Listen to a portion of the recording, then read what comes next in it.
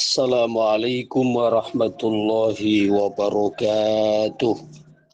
Waalaikumsalam warahmatullahi wabarakatuh. Alhamdulillah, assalatu wassalamu ala sayyidina rasulillah wa ala alihi wa sahbihi wa mawalah. Subhanaka la ilma lana illa ma'allamtana innaka antal alimul hakim. Subhanaka la fahma lana illa ma fahamtana innaka antal jawadul karim. Rabbana aftah bainana wa baina qaumina bil haqqi wa anta khairul fatihina. Summa amma ba'du. Bismillahirrahmanirrahim. Kita lanjutkan pembahasan kitab Ithafus Sa'il Bijawabil Masail. Pada pertemuan kemarin, minggu yang lalu, kita pada pembahasan terakhir membahas mengenai bagaimana adabiyah seorang murid ketika bertanya kepada gurunya, juga bagaimana seorang guru ketika memberikan jawaban terhadap murid. Seorang murid ketika tanya kepada gurunya, hendaklah betul-betul bertanya itu adalah dengan motif kesidikan. Kemudian yang kedua, karena raubah terhadap ilmu. Dan yang ketiga itu karena berangkat dari husnul adab. Demikian juga seorang guru ketika menjawab pertanyaan murid-muridnya, itu hendaknya memberikan jawaban melihat kepada kondisi haliyah, keadaan, kesiapan dari penanya itu sendiri. Itu kemudian dijawab secara sempurna jika memang yang menanyakan itu ternyata belum memiliki kesiapan untuk mendapatkan penjelasan yang begitu rinci. Ya, artinya seorang guru itu harus tahu kapan itu harus dijawab secara rinci, kapan cukup hanya sebagian, dan kapan harus dijawab sebagian kecilnya saja. Mengingat kepada qobiliyah atau melihat kepada kesiapan dari si penanya itu sendiri. Karena jika ternyata kesiapan qobiliyah dari penanya itu belum siap, kemudian dijawab secara terperinci, itu justru hanya akan menjadikan si penanya itu tambah bingung, atau dia justru akan bertambah mumet, tidak bisa mengambil fawaid atau faidah dari apa yang disampaikan. Begitu juga seorang murid, ketika misalnya jawaban guru itu tidak sesuai dengan apa yang diharapkan, jangan suudzon dulu. Ya, jangan suudzon dulu, tapi hendaklah dia senantiasa husnudzon, karena ada saatnya kapan guru harus menjelaskan secara rinci, kitalah yang harus ekstra dalam arti sabar di dalam terus menuntut ilmu, jangan terburu-buru untuk menilai guru, dan jangan terburu-buru untuk suudzon ketika guru menjawab baru sebagian atau hanya sebagian kecil, itu kita kemudian bersuudzon dengan guru bahwa guru kita tidak pandai dan seterusnya. Baik. Wa yanbaghi lisyaikhi wal alimi idza sa'alahu muriduhu au tilmidhuhu an syai'in yadurruhu ilmuhu. Ini sudah kemarin nggih. Ketika seorang guru menjawab pertanyaan murid-muridnya, maka hendaklah jika dirasa pertanyaan dari muridnya tersebut ternyata jawabannya itu justru akan membahayakan karena mungkin belum memiliki kesiapan untuk saat ini atau belum dia menjangkau pikirannya, maka hendaklah ayyanzur, memperhatikan. Fa in arafa min halis sa'il annahu in akhbarahu bi'adami ahliyatihi la yankasiru qalbu. Sehingga ketika diberitahu, ya, misalnya mohon maaf ini belum saatnya saat sekarang untuk mendapatkan jawaban yang pas misalnya. Itu bisa dikatakan jika tidak menyebabkan ketersinggungan. Okay.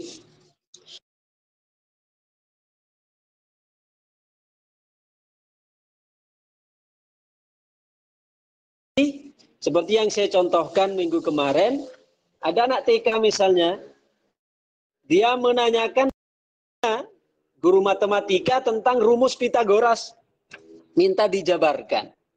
Tentu sebagai guru itu harus bijak dan cerdas. Artinya kalau dijabarkan sekarang, walaupun dia pertanyaannya adalah minta dijabarkan rumus Pitagoras, ya, tapi seorang guru yang bijak tidak akan langsung berikan jawaban. Tapi mungkin dialihkan kepada pendekatan-pendekatan jawaban yang lain, ya. Karena justru ketika dijawab pertimbangan dari guru itu, ini kan pertanyaan yang harus dijawab. Kemudian dijawab betulan secara rinci tentang apa itu rumus Pitagoras, justru itu menunjukkan gurunya yang belum begitu paham bagaimana bertaamul dengan murid-muridnya. Artinya untuk usia anak TK cukuplah kita berikan dasar-dasar berhitung 1 tambah 1, ya, 1 dikurang 1 misalnya, begitu. Bukan langsung kita karena permintaannya bertanya tentang Pitagoras lalu kita jelaskan, justru itu menunjukkan kepada kedunguan kita sebagai guru. Okay? Falihadzal maqali halun wa mautinu yakhussuhu, dan ada saatnya tersendiri. Wasyaikhu wal alimu kal walidis syafiq wal qiyamir rafiq, sedangkan seorang guru, seorang alim itu diibaratkan seperti orang tua yang sangat memperhatikan terhadap keselamatan anak-anaknya. Ya, terhadap keselamatan anak-anaknya. Ibarat orang tua sekarang ketika mengasuh anak usia 1 tahun misalnya, ya, atau anak usia 3 bulan. Maka tidak mungkin orang tua yang anaknya baru usia 3 bulan akan tega untuk memberikan makanan orang dewasa. Dikasih daging misalnya, karena sekarang musim kurban, daging banyak, stoknya banyak, lalu anaknya usia 3 bulan langsung diberi daging. Ya, diberi daging langsung, dikasih rawon misalnya, atau dikasih sate misalnya. Nah, bukan.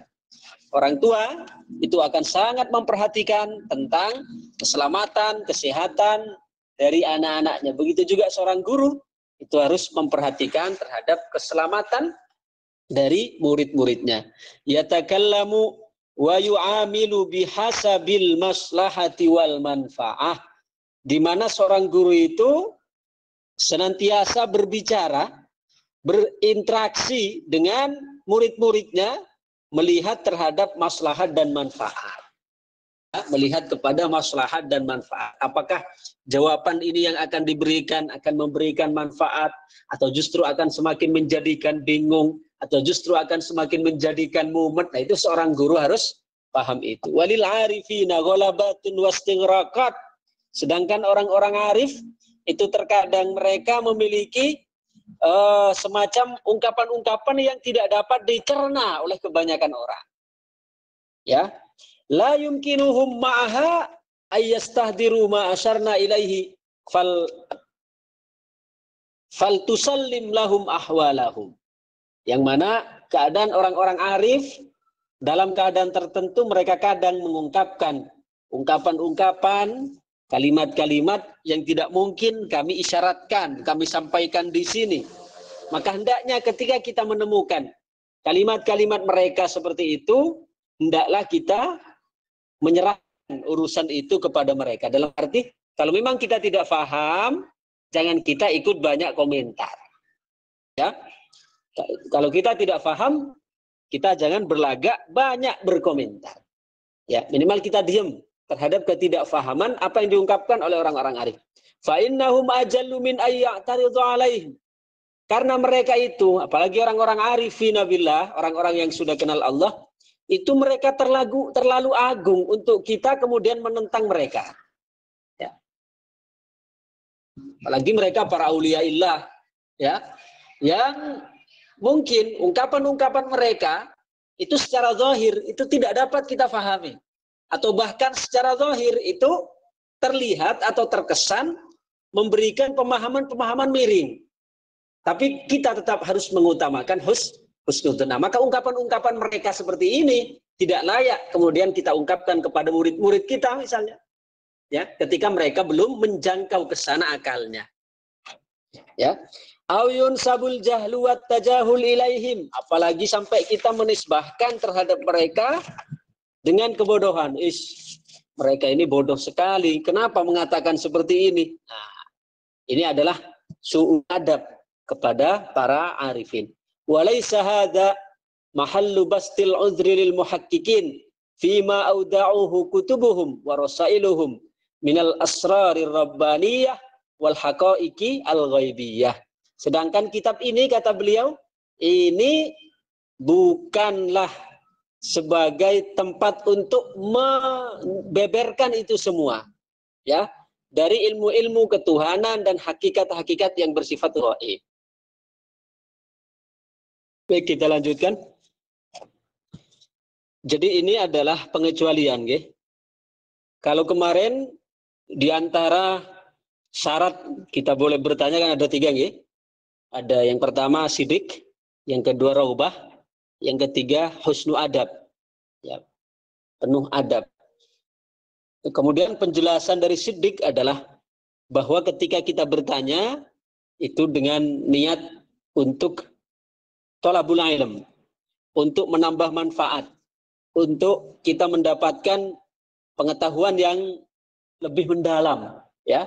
Jadi bukan bertanya tersebut untuk niat mengetes atau untuk niat menguji atau mengukur kemampuan dari orang yang bertanya. Itu diantara maksud dari sidik. Nah, tapi di sini ada pengecualian. Diperhatikan ini. Wa qad yubahus su'alu bi qasdil imtihan fi mawdi'aini. Terkadang bertanya dengan niat menguji itu diperbolehkan di dalam 2 keadaan atau di 2 tempat. Nah, jadi kita bertanya niat menguji itu boleh di dalam 2 keadaan. Nah, ini boleh kita catat baik-baik supaya kita tidak salah paham ini. Jadi memang kaidah awalnya kita bertanya tidak boleh niat ngetes, tidak boleh niat menguji, tidak boleh niat mengukur. Ya. Kita harus niatnya betul-betul ingin mendapatkan istifadah, mendapatkan tambahan ilmu. Nah, tapi ini ada 2 pengecualian. Terkadang bertanya dengan niat menguji, ya, itu diperbolehkan di dalam 2 tempat, di dalam 2 keadaan. Apa itu? Yang pertama, ahaduhuma ayyarul alimun nasihus syafiqu insanan qad ghalaba alaihil i'jabu bi nafsih hatta mana'ahu min talabil ilmi wa talabil mazidi minhu wa anil i'tirafi bi fadli ahlil fadli falahu ayyas'alahu ala qasdil imtihani wal ikhtibar liyu'arrifahu miqdarahu nushan lahu wa kaunu dzalika fi khalwatin aula. Perhatikan ini. Pengecualian yang pertama, diperbolehkan untuk bertanya dengan niat menguji, dengan niat mengetes. Keadaan yang pertama adalah jika seorang alim yang nasih, seorang alim yang tulus dalam menasihati, melihat seseorang yang dikuasai oleh rasa takjub terhadap dirinya. Ya, jadi ada orang alim yang tulus dalam menasihati, melihat seseorang yang dia dikuasai oleh ujub. Ujub apa? Ujub merasa dirinya paling alim. Merasa dirinya paling mengetahui. Hatta mana'ahu min tolabil ilm. Sehingga dia sudah tidak mau lagi dah untuk belajar. Ya, sudah tidak mau lagi untuk menuntut ilmu. Wa anil i'tirafi bi fadli ahlil fadli. Bahkan dia menolak terhadap keilmuan orang-orang yang lebih alim. Nah, maka dalam keadaan demikian, falahu bagi orang alim yang ahli, yang sangat tulus menasihati itu, boleh hukumnya. Ayas alahu untuk bertanya kepadanya, kepada seseorang ini, dengan niat ala qasdil imtihani wal ikhtibar. Dengan niat untuk menguji dan mengukur kemampuannya. Supaya apa? Liyu'arrifahu. Supaya dengan menguji tersebut dapat memperkenalkan, dapat menjadikan orang itu menyadari sejauh mana ternyata dirinya keilmuannya. Itu dilakukan nushan lahu sebagai bentuk nasihat dari orang alim yang tulus menasihati tersebut, wa kaunu dzalika fi khalwatin aula. Dan yang demikian itu jika dilakukan di dalam kesendirian, dalam arti bukan di tengah halayak, itu akan jauh lebih utama. Ini yang pertama, nggih. Saya ulangi. Boleh untuk bertanya dengan niat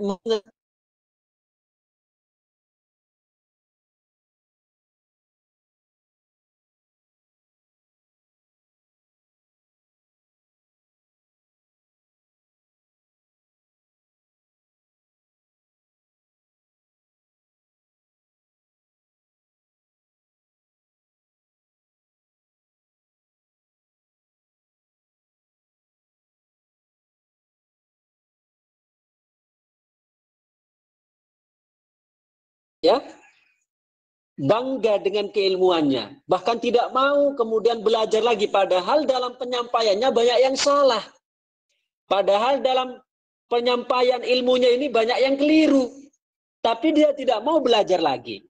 Nah, maka orang alim tersebut, orang alim yang menasihati, yang tulus menasihati ini, boleh hukumnya untuk mengetes dari orang itu, ya, supaya dia mau belajar lagi.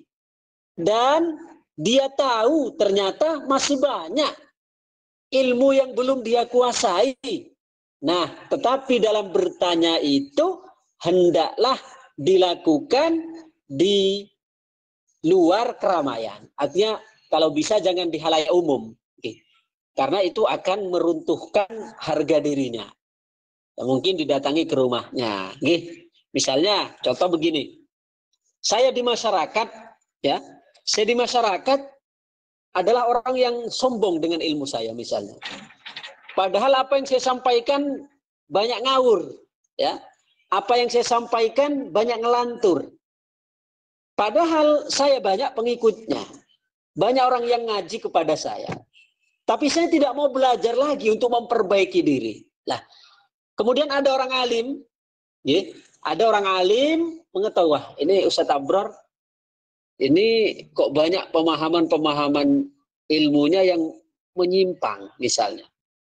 Di sisi lain, saya tidak mau belajar lagi. Merasa cukup dengan ilmu saya, merasa ujub bahkan dengan diri saya. Bahkan seolah-olah orang semua berada di bawah level saya. Ya, saya adalah orang yang paling tinggi, orang yang paling alim, orang yang paling hebat lah.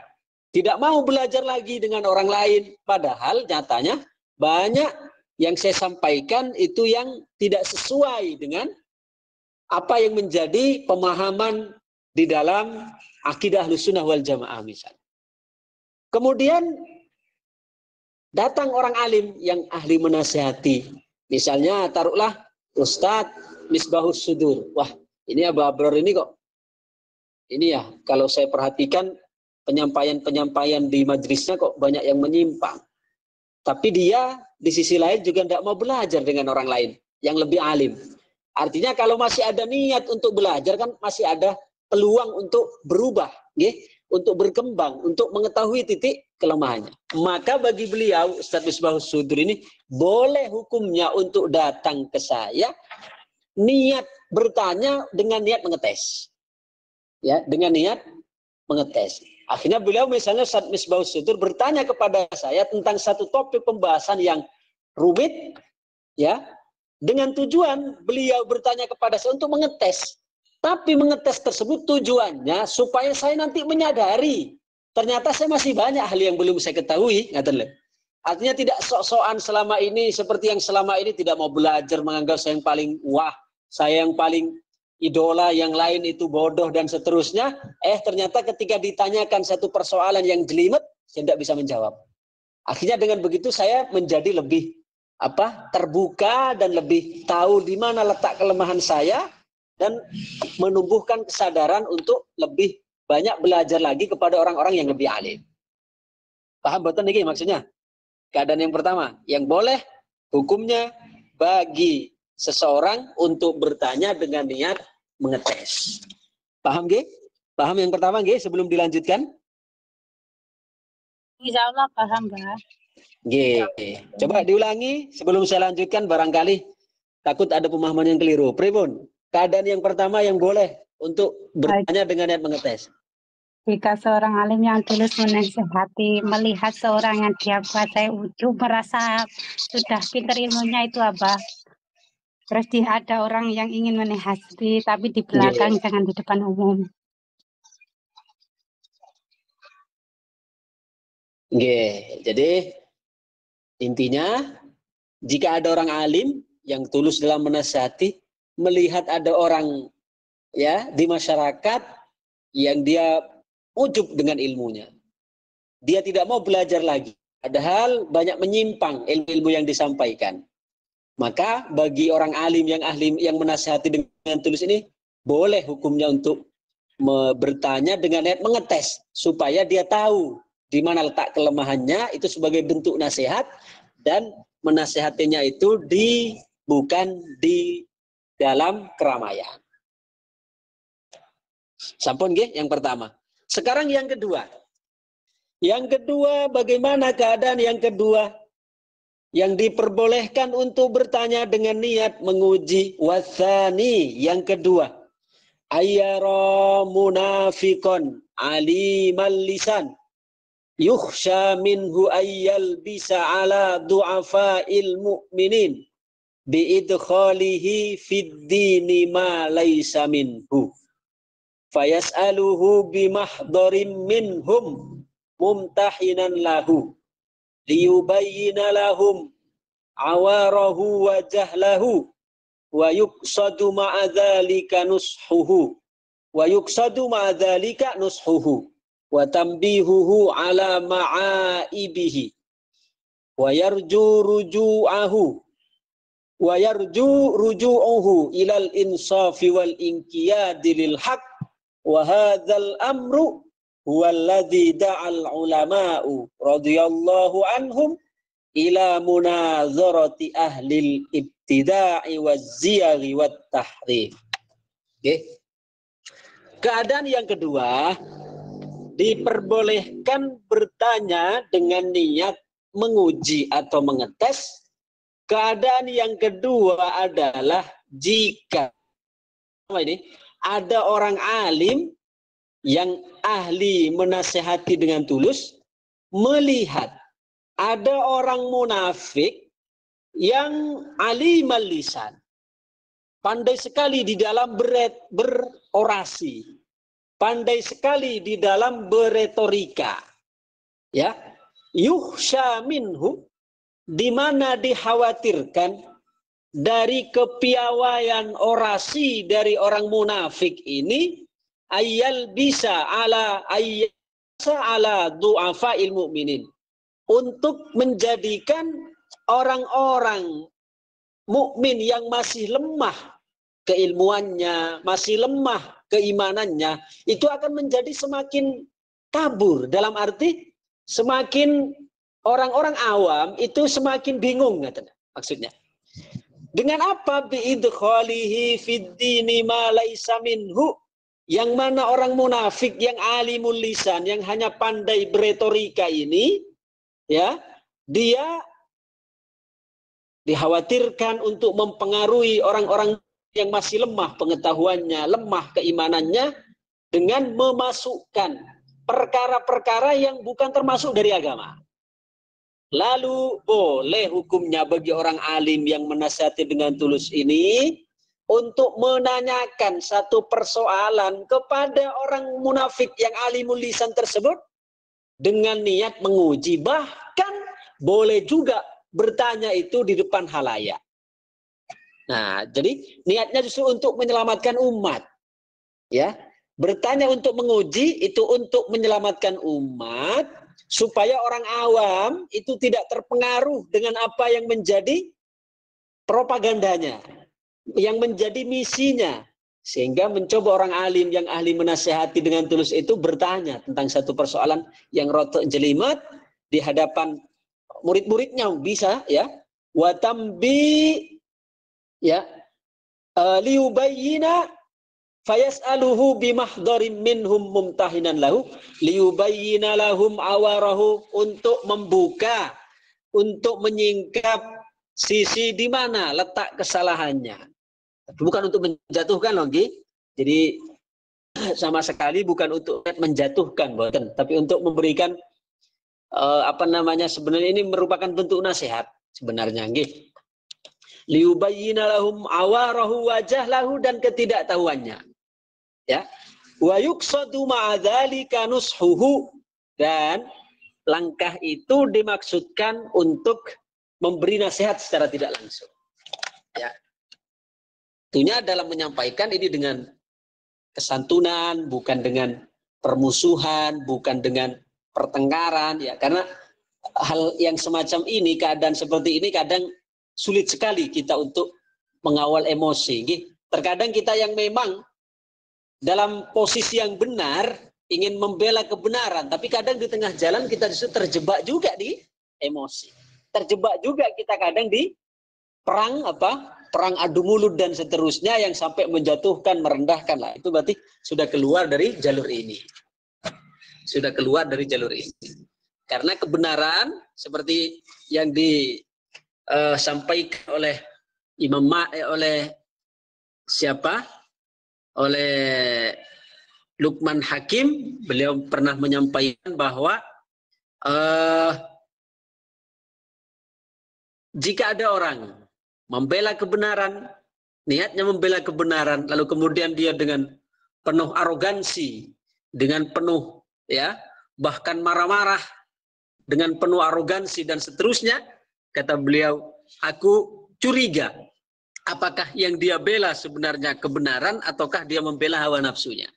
Karena kebenaran itu tidak butuh terhadap kecongkakan, tidak butuh terhadap arogansi itu. Imam Syafi'i, mohon maaf, Imam Syafi'i yang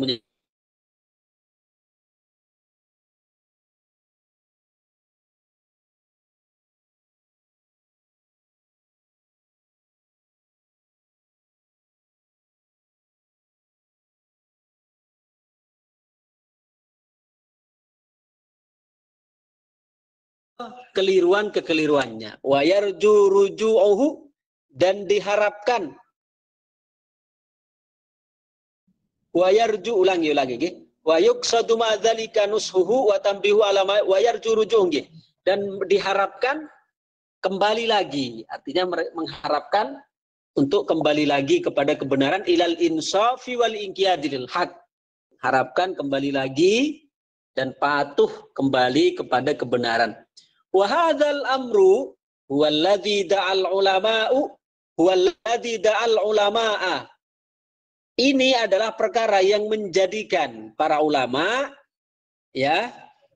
terkadang melaksanakan ila munazarati ahlil ibtida' waz-ziyagh wat tahrif. Ini terkadang yang ditempuh oleh para ulama untuk menghadapi orang-orang yang ahli bid'ah, artinya yang mereka selalu bahkan menjadikan agama sebagai tameng untuk melancarkan aksi mereka, dan wazayyi wat tahrif, untuk memerangi orang-orang yang menyimpang. Memerangi dalam arti memerangi dengan diskusi sebenarnya. Ini masuk juga dalam bingkai ayat apa? Ud'u ila sabili rabbika bil hikmati wal mau'izatil hasanah wajadilhum billati hiya ahsan. Ud'u ila sabili rabbik, ajaklah mereka wahai Muhammad kepada jalan Tuhanmu. Ya, bil hikmati, dengan hikmah, dengan pitutur. Ya, bil hikmati wal mau'izatil hasanah. Bil hikmati, dengan kebijaksanaan, wal mau'izatil hasanah, dan nasihat. Dengan ya hikmah tidak bisa, mau'izah hasanah tidak bisa, baru wajadilhum billati hiya ahsan. Kalau memang dua langkah pertama itu tidak berhasil, baru memilih kepada alternatif langkah yang ketiga, yaitu mujadalah, diskusi, dialog, atau debat lah, debat. Tapi lah di sini Allah memberikan satu qaid, memberikan satu batasan, yaitu wajadilhum billati hiya ahsan. Maka debatlah mereka dengan cara yang terbaik. Nah, dengan cara yang terbaik. Artinya kalimat wajadilhum billati hiya ahsan, artinya kita tidak boleh baru ngajak orang dakwah, mengajak orang lain kepada Allah, kemudian kita langsung menggunakan metode yang ketiga ini, langsung diajak debat. Nah, tidak bisa. Itu adalah alternatif terakhir. Kalaupun misalnya harus menempuh jalan ini melalui jalan perdebatan, maka harus tetap menggunakan kaidah wajadilhum billati hiya ahsan. Artinya perdebatannya itu harus penuh dengan etika. Ya, debatlah mereka dengan cara yang terbaik, bukan hanya dengan cara yang baik, dengan cara yang terbaik. Nah, artinya ya mencari langkah-langkah yang betul-betul beradab, yang betul-betul jauh dari kata permusuhan, emosi, dan seterusnya. Wa idza sa'alal alimu an ilmin yajibu alaihi ta'limuhu lam yasghalahu sukutu liqaulihi man su'ila an ilmin fakatamahu uljima yaumal qiyamati bilijamim min narin. Apabila seorang alim yang ditanyakan tentang suatu ilmu yang wajib hukumnya untuk diketahui oleh orang yang bertanya, yang wajib untuk diketahui berkaitan dengan hal-hal yang fardu ain, gitu. Dan orang alim itu tahu jawabannya, tapi dia tidak menjawab, ya. Maka dia masuk dalam ancaman Nabi, man su'ila an ilmin. Barang siapa yang ditanya tentang suatu ilmu, fakatamahu, lalu dia menyembunyikannya, uljima yaumal qiyamati bilijamim minnar. Naudzubillah. Maka dia akan diseret, maka dia akan diikat pada hari kiamat dengan pelana yang terbuat dari api. Naudzubillah. Jadi ini konteksnya jika ada orang alim, ada orang bertanya kepadanya tentang ilmu yang berkaitan dengan ilmu fardu ain. Ada orang betul-betul ingin bertanya pada kita tentang bagaimana tata cara sholat misalnya. Itu kan fardu ain. Tentang tata cara wudhu. Lalu kita tidak menjawab, padahal kita tahu, maka orang alim itu diancam oleh Nabi dengan nanti di hari kiamat akan diseret dengan seperti kuda yang diseret dengan pelana yang terbuat dari api. Nauzubillah. Wa yambaghi li ulama'i hadzal zaman, maka hendaklah bagi ulama di zaman ini, illam yaktumul ilma hatta ya'tiyahum mayyas'alahum. Allah yaktumul ilma hatta ya'tiyahum mayyas'alahum. Hendaklah para ulama di zaman ini tidak menyembunyikan ilmu, kata beliau. Fa inna aktsarun nasil yaum, karena kebanyakan manusia hari ini qad ghalaba alaihim at-tasahul bi amriddin. Karena mayoritas orang-orang dewasa ini banyak yang mengambil atau yang meremehkan persoalan agama ini. Wakillatul ihtifal bil ilmi wa bima yanfa'u fil akhirah. Bahkan mereka sedikit sekali yang berpegang dengan ilmu yang dapat bermanfaat terhadap mereka nanti di akhir. hatta innaha rubama syabat lihyatul insan. Bahkan terkadang sampai orang di usia tua, artinya syabat lihyatul insan, sampai makna syabat lihyatul insan ini dikiaskan walaupun sampai terkadang jenggot mereka memutih, wa huwa la ya'rifu furudhat thahara was shalah. Kadang justru mereka belum tahu tentang kefarduan toharoh, kefarduan sholat. Bahkan terkadang di kampung-kampung itu masih banyak. Mereka tidak mengerti bahwa kalau junub itu mengharuskan mandi, itu banyak. Ya, dikiranya orang kalau mau sholat itu hanya cukup wudhu saja. Ya, habis melakukan hubungan suami istri misalnya, dia langsung sholat, langsung wudhu, langsung mandi. Tidak mandi, langsung wudhu, langsung sholat. Tidak mandi. Artinya ini mengharuskan seorang ulama yang paham itu harus angkat bicara, jangan diam saja. Walama yata'ayyanu alaihi ilmu, dan dia di usia yang sudah sepuh terkadang masih banyak yang belum tahu tentang hal-hal dasar yang seharusnya diketahui dalam agama ini. Wa minal iman billah wa malaikatihi wa kutubihi wa rusulihi wal yaumil akhir. Bahkan terkait dengan keimanan, iman kepada Allah, malaikat, kitab, rasul dan hari kiamat. Walisanu ahwalihim tunadi alaihim bil jahl, yang mana keadaan mereka walaupun lisan mereka tidak mengatakan mereka itu tidak tahu, tapi kenyataan perbuatan mereka itu sebenarnya memanggil, ya, mereka memanggil tentang kebodohan mereka. Artinya walaupun lisan halnya, lisan makolnya, lisannya tidak mengatakan bahwa mereka itu tidak tahu, tapi perbuatan mereka, nyatanya, realitanya itu menunjukkan bahwa mereka itu butuh bimbingan. Wa kafa biha saidan lil ulama in kanu ya'qilun. Yang mana hendaklah, ya, mereka itu juga jangan malu untuk bertanya kepada para ulama jika mereka mau berpikir. Artinya kita sebagai orang jika tidak tahu hendaklah bertanya. Wa yambaghi lil muridi adz-dzahibi ilallah, maka hendaklah, patutlah bagi seorang murid yang ingin pergi kepada Allah. Pergi kepada Allah maknanya ingin menempuh perjalanan ruhani, mendapatkan ridha Allah. Al-maksuri hammuhu ala ibtigha'i ma'rifatillah, yang mana yang menjadi cita-citanya itu bagaimana mengenal Allah. Ar-raghibi fit takhallusi an kulli ma yashghaluhu anidh-dhihabi fillah, dan ingin melepaskan diri dari semua yang menyibukkan dari Allah Subhanahu wa taala. Menyibukkan ini artinya sibuknya pikiran, sibuknya hati, nggih. Allah yas'ala ahadan an syai'in minal ilmi illa in kana min darurati halihi aw waqtihi.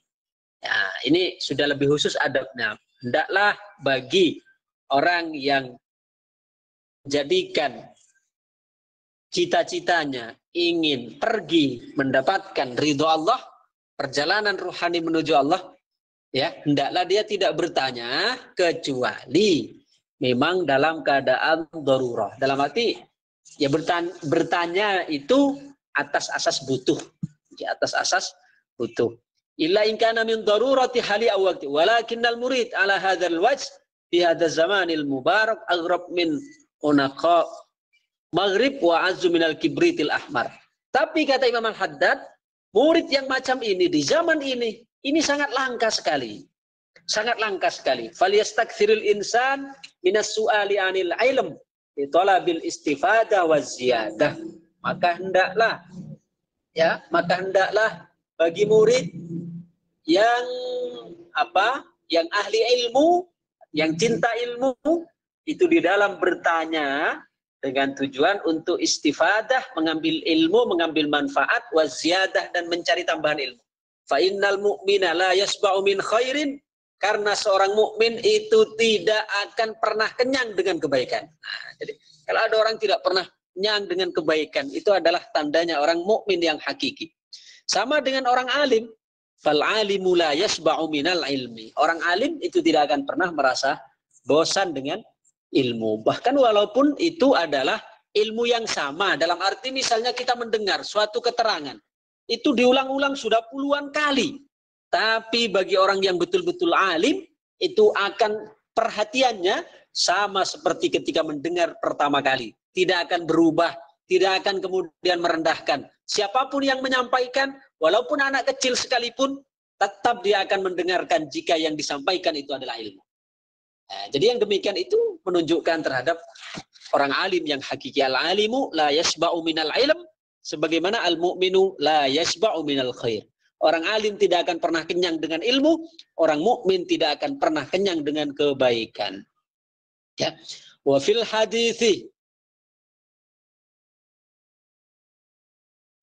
wa fil hadithi, dalam satu hadis Rasul bersabda, manhumani la yasbi'ani, manhumul ilm wa manhumul mal. Ada dua wadah yang tidak akan pernah, ya, yang tidak akan pernah kenyang. Pertama, manhumul ilm, yaitu wadah ilmu, wa manhumul mal, dan wadah harta. Orang dikasih ilmu tidak akan pernah merasa puas, terus ingin mencari, terus ingin mencari. Seperti orang minum air asin, air laut, semakin minum semakin haus, semakin minum semakin haus. Itu yang pertama. Yang kedua, orang yang gandrung terhadap harta. Orang ketika gandrung harta itu tidak akan pernah puas. Kurang, terus kurang. Ya. Contoh sekarang kita dikasih uang 1 M. Kemudian kita ditawari lagi uang 5 M. Kira-kira kita terima atau kita tolak? Kita terima. Nah, itu menunjukkan bahwa apa? Dua ini tidak akan pernah kenyang. Pertama orang yang memang gandrung ilmu. Yang kedua orang yang gandrung harta. Wad dalilu lima dzakarna fi sya'nil murid ma balaghana an Daud.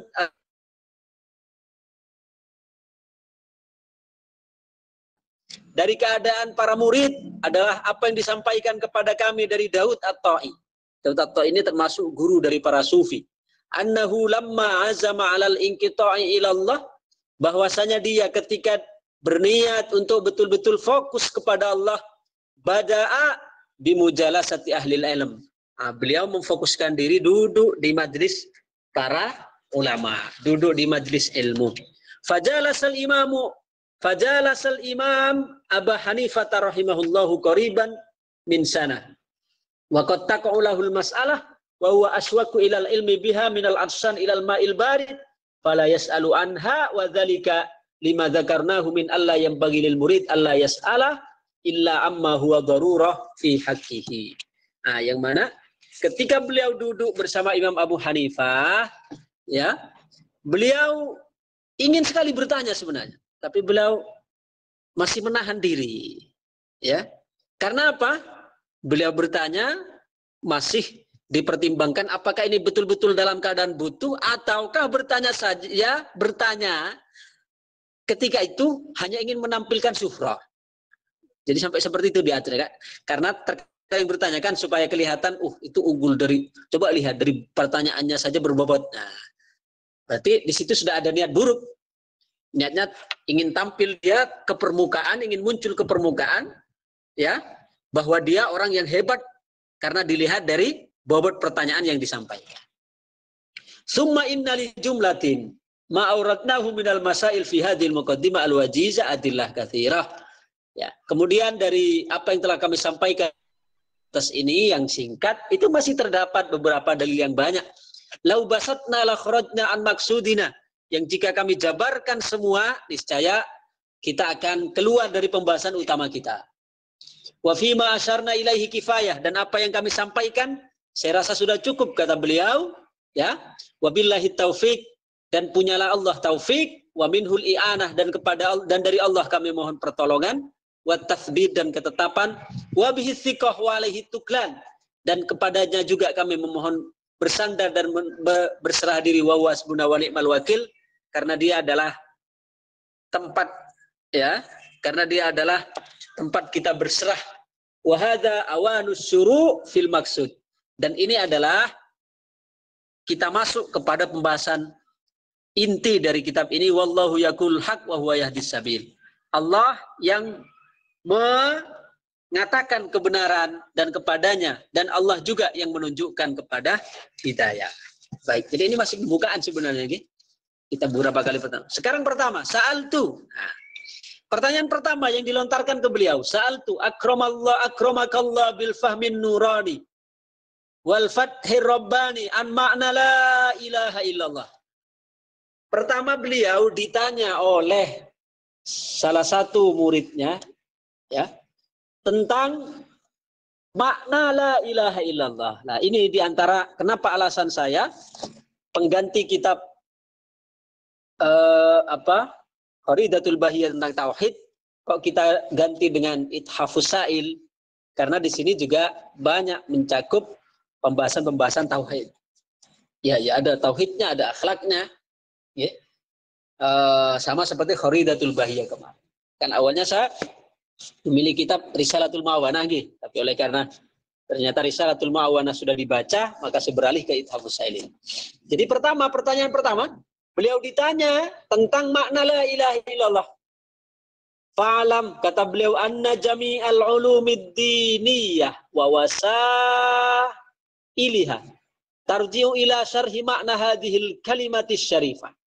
Ketahuilah, kata beliau, bahwasanya semua ilmu-ilmu agama dan perantara-perantara dari ilmu-ilmu agama, semua penjelasannya itu kembali kepada kalimat ini, yakni kalimat la ilaha illallah. Ya. Wa syarhu haqqaha alladhi huwal wa syarhu haqqiha alladhi huwal amru wan nahyu wal wa'du wal wa'id. Yang mana penjelasan dari hak-hak kalimat ini adalah ada perintah, ada larangan, ada janji, ada ancaman, dan penjelasan-penjelasan yang menjadi ekor dari penjelasan ini. Wal qasdu at-ta'rif bi annahu la sabila ilal ihatah bi syarhi ulumiha fadlan an iradihi kama sayati. Karena la ilaha illallah ini adalah kalimat yang singkat tapi maknanya begitu luas. Maknanya sangat luas sekali. Bagaimana tidak? Keimanan kuncinya ada ini. Kemudian surga kuncinya ini. Jadi kalau dijabarkan ini sangat luas sekali. Wa amma syarhu ma'naha fi nafsiha, adapun penjelasan maknanya, makna kalimat ini, fahuwal ilmu alladhi yutlaqu alaihi ilmu tauhid. Secara ilmu bahwa la ilaha illallah ini disebut dengan ilmu tauhid. Wa huwal bahruz zakhir alladzi la yablughu lahu sahil. Yang mana la ilaha illallah ini kalimat tauhid yang diibaratkan lautan yang tiada bertepi. Wala yudraku lahu qa'run, dan tidak ditemukan dasarnya, artinya saking dalamnya.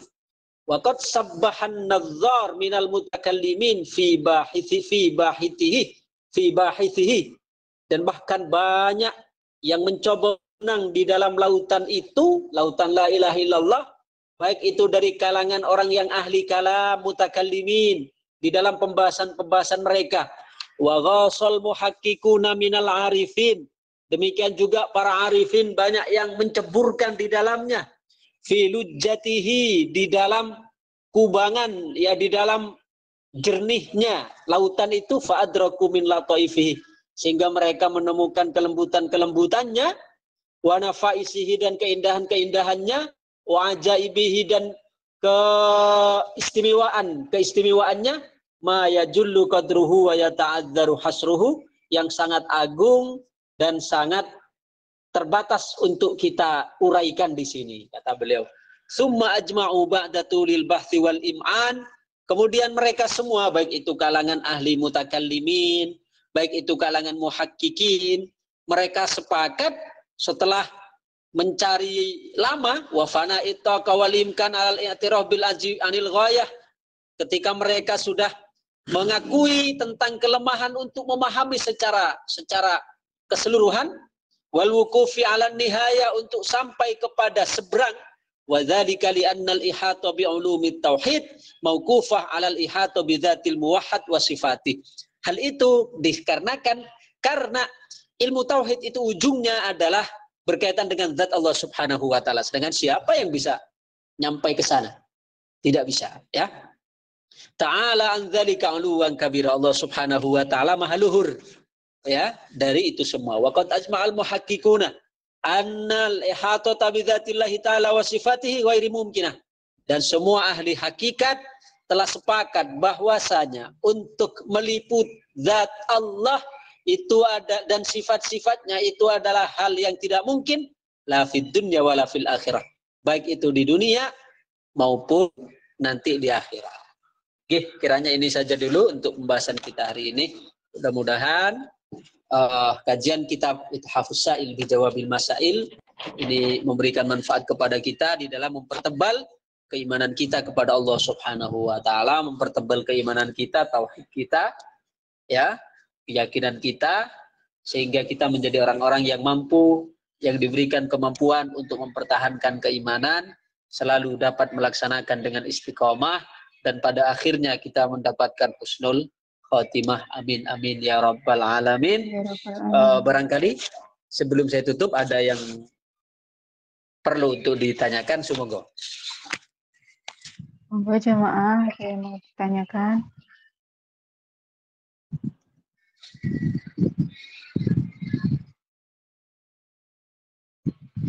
Jemaah, betul. Sepertinya tidak ada. Assalamualaikum warahmatullahi wabarakatuh, Abah. Waalaikumsalam warahmatullahi wabarakatuh. Jihad ya Allahu Akbar, barakallah. Monggo Bu Mita. Mohon maaf Abah, saya Mita dari Banyuwangi, Indonya. Saya mau bertanya, ini bagaimana cara mensikapi, kan di Iwamit ini ustadznya nggak hanya satu, Abah, dan sekarang kan banyak tablik akbar, ada kajian-kajian kitab juga di lain majelis kayak gitu. Nah ini kalau ada ustadz yang menyatakan seperti ini, kadang-kadang kan beda ilmu, beda yang disampaikan ya gitu. Saat itu bagaimana mensikapi kita itu memilih untuk yang mana gitu Abah. Ini kadang-kadang terjadi dilema dari ini, karena saya itu kan masih fakir ilmu, jadi masih belum terlalu paham gitu lah Abah. Jadi bagaimana mensiasati hal seperti ini. Jika pertanyaan dari saya Abah, mohon pencerahannya. Terima kasih atas keterangannya. Assalamualaikum warahmatullahi wabarakatuh. Waalaikumsalam warahmatullahi wabarakatuh. Monggo Pak. Oke, ini kita diperlukan kepada yang namanya fiqhul aulawiyat. Fiqhul aulawiyat itu kita memahami skala prioritas. Untuk memahami skala prioritas. Dalam arti begini, adanya takblik akbar yang diselenggarakan itu baik. Apalagi yang berbasis, yang di dalamnya ada basis ilmu, basis zikir, basis sholawatan, basis kegiatan-kegiatan sosial yang lain, semua bagus ya. Selagi dalam bingkai ketaatan, selagi dalam bingkai kebaikan. Cuma sekali lagi kita di sini harus punya skala prioritas, fiqhul aulawiyat. Artinya begini, kalau kita mencari ilmu itu skala prioritas kita adalah di ilmu. Dalam arti, apa skala prioritas kita dalam ilmu? Yaitu dimulai dengan ilmu yang bersifat fardhu ain. Ya, dimulai dengan ilmu yang bersifat fardhu ain. Sedangkan ilmu yang bersifat fardhu ain itu berapa? Yang disebutkan 2 pertemuan yang lalu itu. 2 kali pertemuan yang lalu. Ada 3 toh. Yang pertama berkaitan dengan akidah. Yang kedua berkaitan dengan syariat, fikih. Yang ketiga berkaitan dengan akhlak. Berkaitan dengan tasawuf, berkaitan dengan hati. Adapun selain itu pengayaan. Itu pengayaan. Nah, maksud saya, sama sekali saya bukan ingin menggembosi tidak usah hadir tablik akbar dan kesempatan itu semua baik. Tapi misal umpama kita sekarang harus memilih mana lebih utama, kita sekarang hadir di majelis ilmu yang skalanya itu untuk membahas tentang ilmu yang fardu kifayah, fardu ain, dengan kita hadir di acara tablik akbar. Kita lihat dulu. Kalau ternyata pembahasan yang kita bahas di majelis rutinan kita itu adalah pembahasan yang kita belum kuasai, berkaitan dengan sholat, misalnya kita ada misalnya membahas tentang syarat rukun sholat, apa saja yang syarat sahnya sholat, kita di situ belum paham, kita di situ belum ngerti, ya, di waktu kajian itu. Di waktu yang sama ada tablik akbar misalnya. Mana yang lebih utama? Lebih utama kita menghadiri kajian yang fikih sholat ini. Ketika kita memang di situ belum menguasai pembahasan itu. Nah, artinya kita punya skala prioritas. Tapi sekali lagi jangan disalahpahami. Oh, apa berarti ini menghalangi saya untuk hadir di tablik akbar? Boten. Sekali lagi boten. Ini saya hanya menyampaikan dari sisi fiqhul aulawiyat. Kita menggunakan skala prioritas. Contoh lagi misalnya, ibu-ibu umpami ada kajian fikih wanita tentang istihadah. Kita belum paham. Yang waktu pembahasan tersebut di bab yang berkaitan dengan istihadah yang tidak kita pahami, ada tablik akbar misalnya. Mana yang lebih kita prioritaskan? Kita hadir di tablik akbar kah? Ataukah kita mengikuti kajian fikih wanita bab istihadah yang belum kita paham? Masih lebih utama kita menghadiri kajian fikih wanita yang berkaitan dengan istihadah yang belum kita pahami. Kenapa?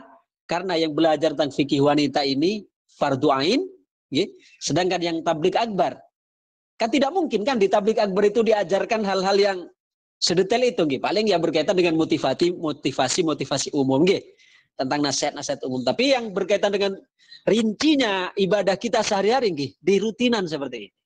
Jadi panjenengan bisa menyimpulkan sendiri, kalau ternyata jadwal tablik akbar itu benturan dengan jadwal jadwal kajian rutin yang di situ kita dipelajari ilmu fardu ain dan kita ada di bab yang belum kita pahami, maka kita masih lebih utama menghadiri yang kajian rutin yang berkaitan dengan ilmu yang fardu ain, apalagi berkaitan dengan bab yang belum kita pahami. Adapun kalau kita misalnya sudah paham di bab itu, tidak apa-apa, kita hadir di tablik akbar. Atau syukur-syukur misalnya, karena ada tablik akbar, kebetulan ustadz-ustadznya yang mengajar di ilmu yang sifatnya fardu ain, ini ikut di acara tersebut, lalu ngajinya ini diliburkan, ini tidak masalah. Jadi sekali lagi, jawaban saya adalah kita kembali kepada skala prioritas. Fiqhul aulawiyat.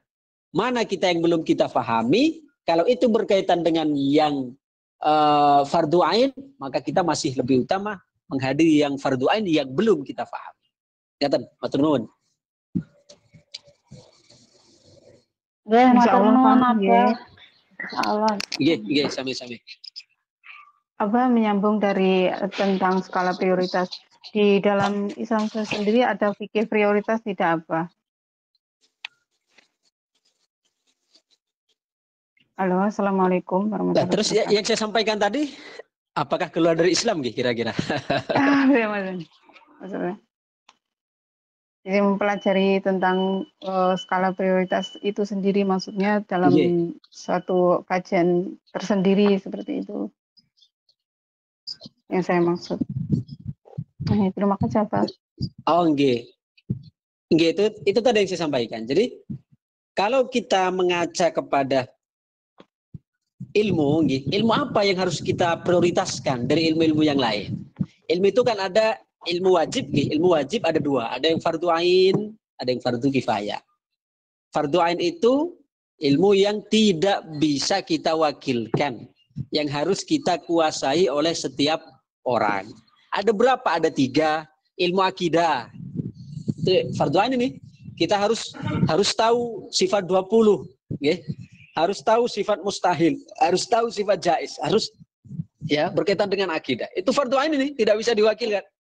Kemudian yang kedua ilmu fikih. Ya walaupun kita tidak, kalau kita bukan ulama, bukan tholabul ilm yang artinya yang betul-betul menekuni dalam keilmuan sepenuhnya, kita minimal tahu dasar-dasarnya. Sholat misalnya, tahu dasar-dasarnya berkaitan dengan toharoh, berkaitan dengan wudhu, berkaitan dengan sholat, syarat sah sholat, syarat fardu, rukun sholat, hal-hal yang membatalkan sholat. Ngeten. Kemudian puasa, apa saja yang menjadi syarat wajib, syarat sah, apa saja yang membatalkan, apa saja hal-hal yang dilarang. Zakat juga begitu, kapan wajib zakat, apa saja yang wajib dizakati, berapa nisabnya. Nah, hal yang mendasar-mendasar. Tidak harus menguasai apa namanya, kita menguasai dalam semua bidang, itu tugas ulama itu, tugas ulama. Tapi kita untuk menguasai dasar-dasar yang kita lakukan sehari-hari, itu yang harus kita kuasai. Itu yang kedua, berkaitan dengan ilmu fikih, ilmu syariat. Yang ketiga berkaitan dengan ilmu akhlak. Ya, ilmu akhlak.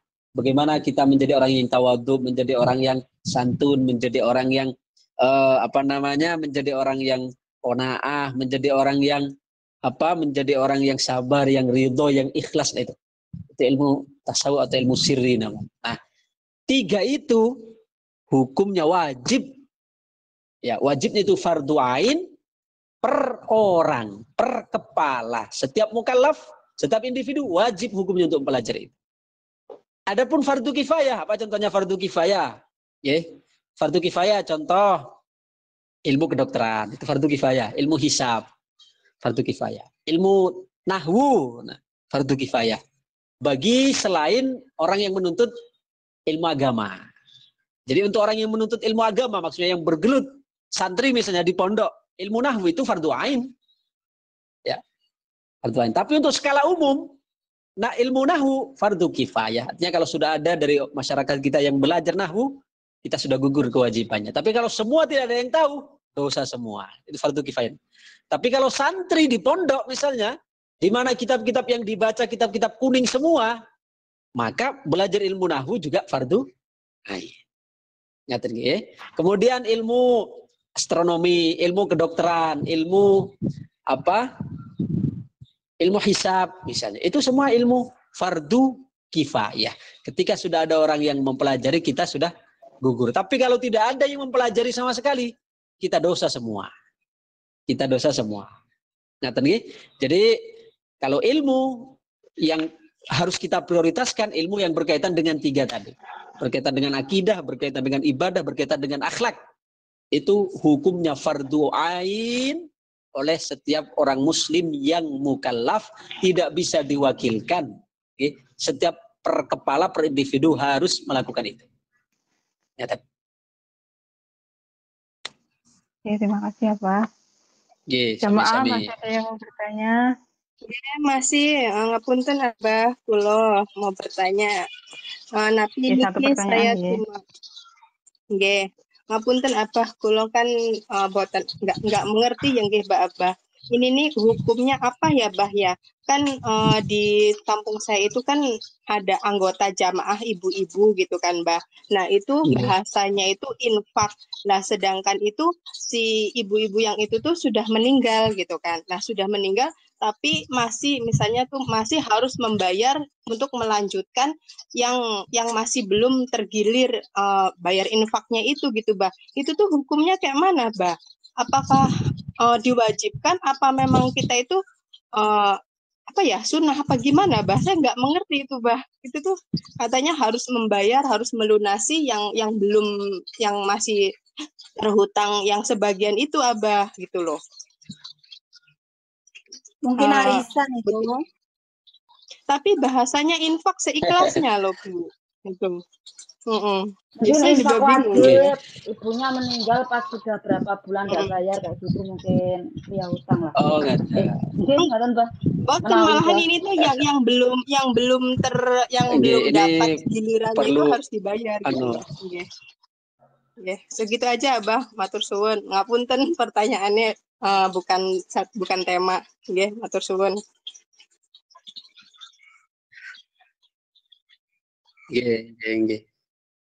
Jadi begini nggih, kalau murni infak itu tidak ada pembebanan terhadap orang yang sudah wafat.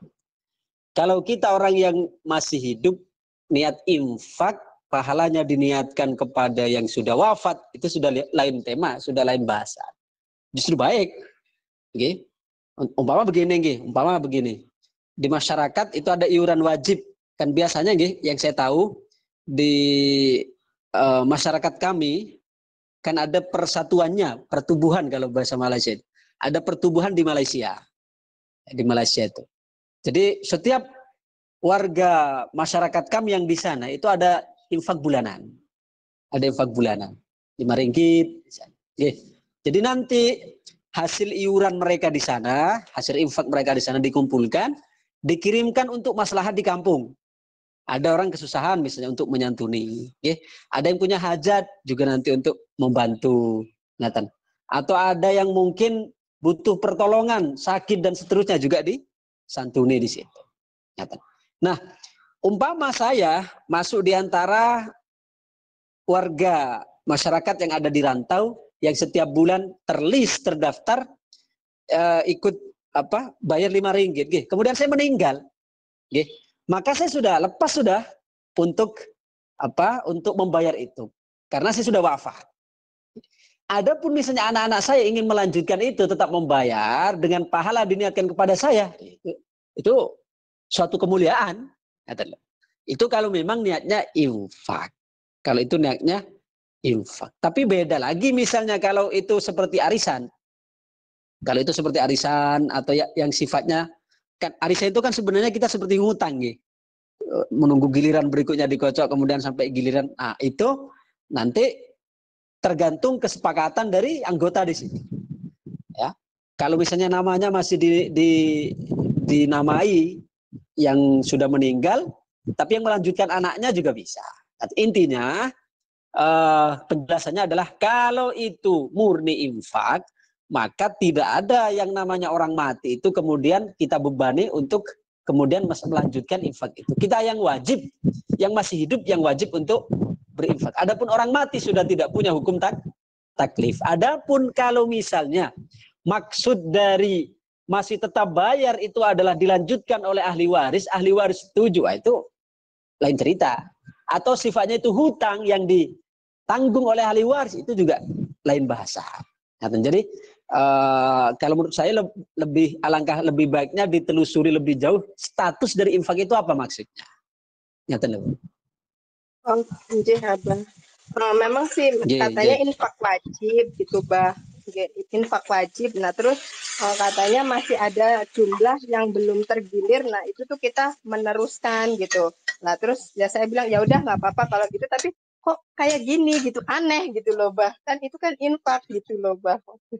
Oke, matur suwun Abah, berarti saya harus bertanya lebih jelas. Ditelusuri lebih dulu. Matur sembah nuwun Abah atas jawabanipun. Assalamualaikum warahmatullahi wabarakatuh. Waalaikumsalam warahmatullahi wabarakatuh.